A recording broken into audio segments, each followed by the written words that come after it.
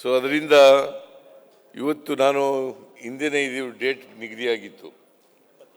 ನೀವೇ ಬರಬೇಕು ಅಂತ ಹೇಳಿದ್ರು, ಮುಖ್ಯಮಂತ್ರಿಗಳೇ ಬಂದು ಇದನ್ನು ಲಾಂಚ್ ಮಾಡಬೇಕು ಅಂತ ಹೇಳೋದ್ರಿಂದ ನಾನು ಇದು ಮುಂದಕ್ಕೆ ಹೋಯಿತು. ಹಾಗಾಗಿ ಇವತ್ತು ನಡೀತಾ ಇದೆ. ನನಗೆ ಆ ರಾಜಣ್ಣ ಸಹಕಾರ ಮಂತ್ರಿ ಬರಬೇಕಾಗಿತ್ತು, ಬಂದಿಲ್ಲ. ಬಹುಶಃ ನಾನು ಕಾರಣ ಇರಬೇಕು ಅನ್ನೋ ಕಾಣಿಸುತ್ತೆ ಅದಕ್ಕೆ. ಯಾಕೆ ನಾನು ಇವತ್ತು ಬರ್ತೀನಿ ಅಂತ ಹೇಳಿದ್ದೆ, ನಿನ್ನೆನೇ ಬಂದ್ಬಿಟ್ಟೆ ನಾನು. ಏನೇ ಆಗಲಿ ಇವತ್ತು ಲಾಂಚ್ ಮಾಡಿದ್ದೀವಿ.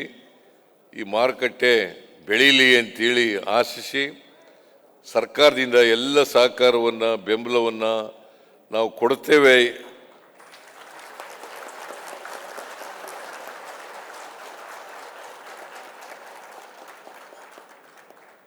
ಅಂತಕ್ಕಂಥ ಮಾತುಗಳನ್ನು ಹೇಳಿ, ನಬಾರ್ಡ್ ಬಗ್ಗೆ ನಬಾರ್ಡ್ ರೀಫೈನಾನ್ಸಿಂಗ್ ಬಗ್ಗೆ ಸ್ವಾಮಿ ಮಾತಾಡಿದ್ದಾರೆ. ನಾನು ಮಾತಾಡೋಕ್ಕೆ ಹೋಗಲ್ಲ. ಯಾಕಂತಂದರೆ ಪ್ರತಿ ವರ್ಷ ಕಳೆದ ವರ್ಷ ಅಂದರೆ 23-24ರಲ್ಲಿ 5,600 ಕೋಟಿ ರೂಪಾಯಿಯನ್ನು ನಾವು ಕೊಟ್ಟಿದ್ದು ಶಾರ್ಟ್ ಟರ್ಮ್ ಲೋನ್. 5 ಲಕ್ಷದವರಿಗೆ ಬಡ್ಡಿ ರಹಿತ ಸಾಲ ಕೊಡ್ತೀವಿ ನಾವು ರೈತರಿಗೆ. 5 ಲಕ್ಷದವರಿಗೆ ಬಡ್ಡಿ ರಹಿತ ಸಾಲ ಕೊಡ್ತೀವಿ. ಆಮೇಲೆ 5 ಲಕ್ಷದಿಂದ 15 ಲಕ್ಷದವರೆಗೆ ಮೀಡಿಯಂ ಟರ್ಮ್ ಮತ್ತು ಲಾಂಗ್ ಟರ್ಮ್ ಲೋನು, ಅದಕ್ಕೆ ಬರೀ 3% ಮಾತ್ರ ಚಾರ್ಜ್ ಮಾಡ್ತೀವಿ. ನಬಾರ್ಡ್ನವರು 4% ಕೊಡ್ತಾರೆ. ಇನ್ನು ಉಳಿದದನ್ನೆಲ್ಲ ನಾವು ಕೊಡ್ತೀವಿ. ಒಟ್ಟು 1,200-300 ಕೋಟಿ ರೂಪಾಯಿಯನ್ನು ಗೌರ್ಮೆಂಟ್ ಕೊಡ್ತಾ ಇದೆ. ಅದನ್ನು ಈ ಸಾರಿ ಕೇಂದ್ರ ಸರ್ಕಾರದವರು ಕಡಿಮೆ ಮಾಡಿಬಿಟ್ಟಿದ್ದಾರೆ. 5,600 ಕೋಟಿ ಕಳೆದ ವರ್ಷ ಕೊಟ್ಟಿದ್ರೆ ಈ ವರ್ಷ 2,340 ಕೋಟಿ ರೂಪಾಯಿ. ಇದು ಅನ್ಯಾಯ ಅಲ್ವಾ?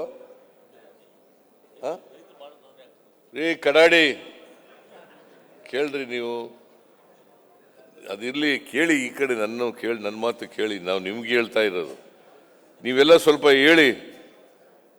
ನಮಗೆ 5,600 ಕೋಟಿ ರೂಪಾಯಿ ನಬಾರ್ಡಿಂದ ಬರಬೇಕಾಗಿತ್ತು, ರೈತರು ಕೊಡೋದು 4% ಕೊಡ್ತಾರೆ ಕೃಷಿಗೆ. ಈ ಸಾರಿ ಏನು ಮಾಡಿಬಿಟ್ಟಿದ್ದಾರೆ ಗೊತ್ತಾ? 2,340 ಕೋಟಿ ರೂಪಾಯಿ ಮಾಡಿಬಿಟ್ಟಿದ್ದಾರೆ. ಸುಮಾರು 3,260 ಕೋಟಿ ರೂಪಾಯಿ ಕಡಿಮೆ ಆಗೋಯ್ತು. 58% ಕಡಿಮೆ ಆಯಿತು. ನೀವೆಲ್ಲ ಸ್ವಲ್ಪ ಗಲಾಟೆ ಮಾಡಬೇಕು.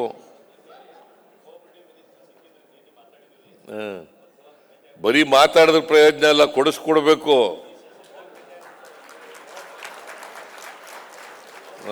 ಕೊಡಿಸಿ. ನಾನು ಈ ನಿರ್ಮಲಾ ಸೀತಾರಾಮನ್ ಕೊಡೋಕ್ಕಾಗಲ್ಲ ಅಂತ ಅಸಹಾಯಕತೆ ಎಕ್ಸ್ಪ್ರೆಸ್ ಮಾಡಿಬಿಟ್ರಿ ಇವತ್ತು. ಕೋಆಪರೇಟಿವ್ ಮಿನಿಸ್ಟರ್ ಅಲ್ಲ, NABARD is coming under finance minister. Cooperative minister ಏನ್ ಮಾಡ್ತಾರೆ? ಅವ್ರು ಕೊಡ್ಲಿಲ್ಲ, ನಾವು ಕೊಡ್ಲಿಲ್ಲ ಅಂತಾರೆ. ಇದು ನೋಡಪ್ಪ, ರಿಸರ್ವ್ ಬ್ಯಾಂಕ್ ಆಫ್ ಇಂಡಿಯಾ ಕೊಡಬೇಕು, ನಬಾರ್ಡ್ನವ್ರಿಗೆ ಕೊಡಬೇಕು. ಅವರು ನಬಾರ್ಡ್ನವರು ನಮಗೆ ಕೊಡಬೇಕು. ಅದಕ್ಕೆ ಕೊಡಬೇಕಾದ್ರೆ ರಿಸರ್ವ್ ಬ್ಯಾಂಕ್ ಆಫ್ ಹೇಳಮ್ಮ ಅಂತ ಹೇಳಿದ್ದೀವಿ ನಾವು. ನಿರ್ಮಲಾ ಸೀತಾರಾಮನ್ ಅವರಿಗೆ ಹೇಳಮ್ಮ ತಾಯಿ ಅಂತ ಹೇಳಿದ್ದೀವಿ. ಹೇಳ್ತೀನಿ ಅಂತ ಒಪ್ಕೊಂಡಿದ್ದಾರೆ. ಬಟ್ ಕೊಡೋಕ್ಕಾಗಲ್ಲ ಅನ್ನೋದ್ರ ಮೊದಲು ಎಕ್ಸ್ಪ್ರೆಸ್ ಮಾಡಿಬಿಟ್ಟು ಆಮೇಲೆ ಇದನ್ನು ಹೇಳಿದ್ರು. ಎನಿವೆ, ನಾವು let us hope for the best.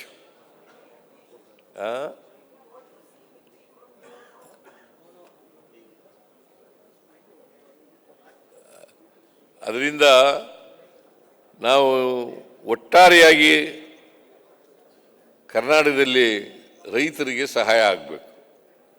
ಹಾಲು ಉತ್ಪಾದಕರಿಗೆ ಸಹಾಯ ಆಗಬೇಕು, ರೇಷ್ಮೆ ಬೆಳೆಗಾರರಿಗೆ ಸಹಾಯ ಆಗಬೇಕು, ಆಮೇಲೆ ತರಕಾರಿ ಬೆಳೀತಕ್ಕಂಥವ್ರಿಗೆ ಸಹಾಯ ಆಗಬೇಕು, ಕೃಷಿ ಮಾಡ್ತಕ್ಕಂಥವ್ರಿಗೆ ಸಹಾಯ ಆಗಬೇಕು, ಹಾಲು ಉತ್ಪಾದಕರಿಗೆ ಸಹಾಯ ಆಗಬೇಕು. ರೂರಲ್ ಎಕಾನಮಿ, ಹಳ್ಳಿಗಾಡಿನ ಆರ್ಥಿಕತೆ ಬೆಳವಣಿಗೆ ಆಗಬೇಕು. ಹಳ್ಳಿಗಾಡಿನ ರೈತರ ಅವರ ಆದಾಯ ಜಾಸ್ತಿ ಆಗಬೇಕು. ಅದಕ್ಕೋಸ್ಕರ ನಾವೆಲ್ಲ ಪ್ರಯತ್ನ ಮಾಡೋಣ ಅಂತಕ್ಕಂಥ ಮಾತುಗಳನ್ನು ಹೇಳಿ ಇವರಿಗೆ ಶುಭವಾಗಲಿ. KMFನವರಿಗೆ, ಮಿಲ್ಕ್ ಯೂನಿಯನ್ನವರಿಗೆ, ಮಿಲ್ಕ್ ಸೊಸೈಟಿಗಳಿಗೆ ಮತ್ತು ಎಲ್ಲ ಡೀಲರ್ಸ್ಗಳಿಗೆ ಅವರಿಗೆಲ್ಲ ಶುಭವಾಗಲಿ ಅಂತ ಹಾರೈಸಿ ನನ್ನ ಮಾತುಗಳನ್ನು ಮುಗಿಸ್ತೇನೆ. ಜೈ ಹಿಂದ್, ಜೈ ಕರ್ನಾಟಕ.